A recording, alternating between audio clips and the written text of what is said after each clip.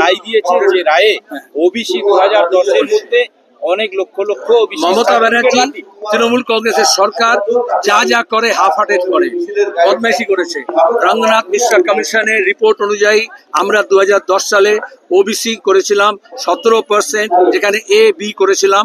মমতা ব্যানার্জি আজকে দাঁড়িয়ে প্রমাণিত হলো তিনি এটাই ওবিসি সংরক্ষণ, বিশেষত যেগুলো সংখ্যালঘুদের জন্য করা হয়েছিল সেটাকে ধ্বংস করেছে।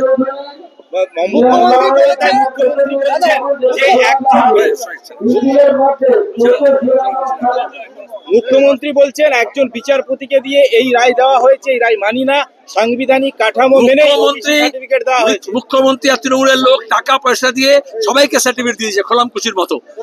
ওবিসি করার ব্যাপারে একটা এই যে দেখছো এসসি এসটি ওবিসি লিস্ট করার জন্য একটা আইন আছে। কি বলেছে? আমরা 2010 সালে যে আইন করেছিলাম, যে লিস্ট করেছিলাম, সেটা বহাল রেখেছে। আর 2010-এর পরে মমতা যেটা করেছে চালাই করেছে। যেমন শিক্ষক নিয়োগ বাতিল হচ্ছে, দুর্নীতি করলে কোথাও কোথাও ফাঁসে, সবটাই অন্যায় করেছে।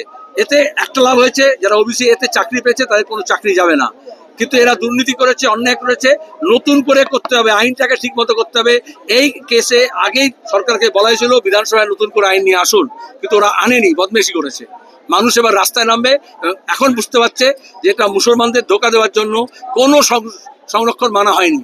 এসসি এসটি যেমন মানা হয়নি, তেমনি ওবিসি এ লিস্টও মানা হয়নি। যাদবপুরেও আপনাদের প্রচারে সমস্যা ক্রিয়েট করা হয়েছে। গোটা রাজ্যে সমস্যা করছে, গোটা দেশে করছে। বিজেপি এবং তৃণমূল গণতন্ত্রকে শেষ করতে চায়, কিন্তু দাঁড়িয়ে মানুষ এটা মানছে না। রাস্তায় নেমেছি আমরা, মিছিল করছি, মিটিং করছি, কোনো বাধা মানা হবে না। দক্ষিণবঙ্গের দিকে যত ভোট আগিয়েছে ততই হিংসা বাড়ছে দেখা যাচ্ছে, কারণ বিজেপি তৃণমূলের হাওয়া পাতলা হচ্ছে আর লাল ঝান্ডার শক্তি, কংগ্রেসের শক্তি এগিয়ে আসছে।